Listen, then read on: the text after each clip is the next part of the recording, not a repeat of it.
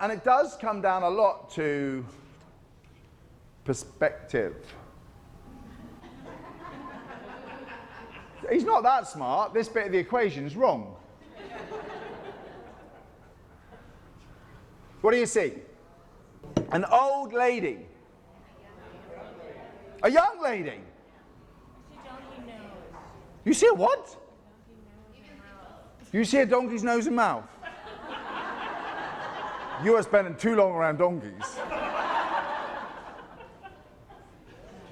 Okay, let me just check. Who sees just an old lady? An older lady? Just, yeah. Who sees a young lady? Who sees both?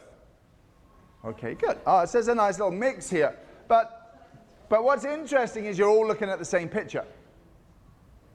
So, you know, I could stand here saying, oh, yeah, look, there's this young lady, and this is a choker on her neck, and this is a nice jawline, this is her ear, little button nose, eyelashes, she's looking over here, 1920s, elegant lady, you know.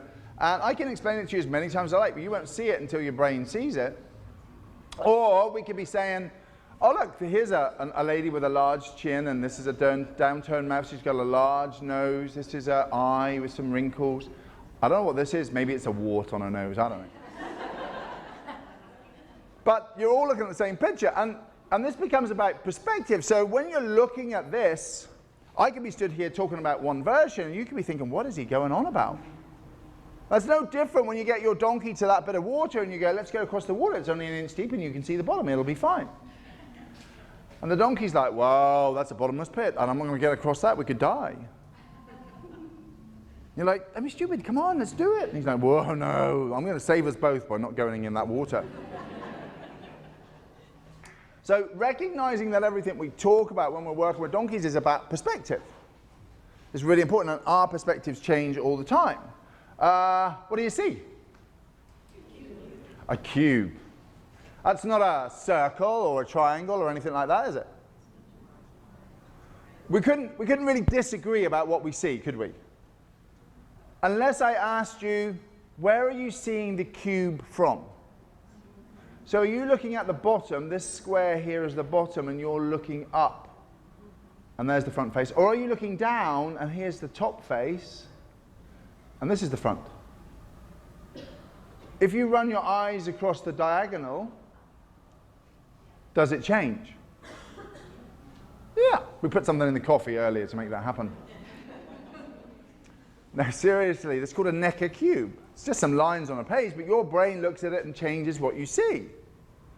Now, this is really important because it comes down to who you are that will determine what you see in your donkey. Two teams playing basketball. Your challenge is to count the number of passes that the team in white make. So count the number of... Oh, look.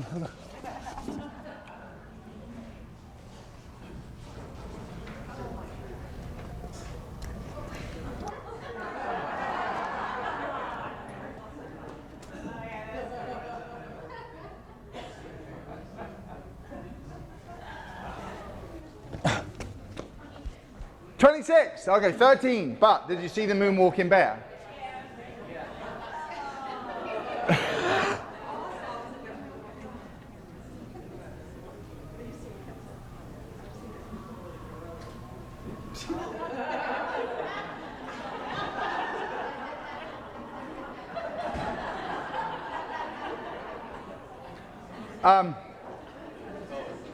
But the point is this.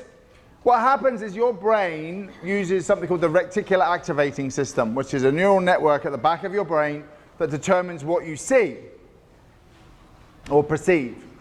And because I told you to count passes, you weren't looking for moonwalking bears. So your brain, your eyes see the bear or the guy in the costume, but because that's not important, your perception says, I don't need to know about that, so you don't perceive it.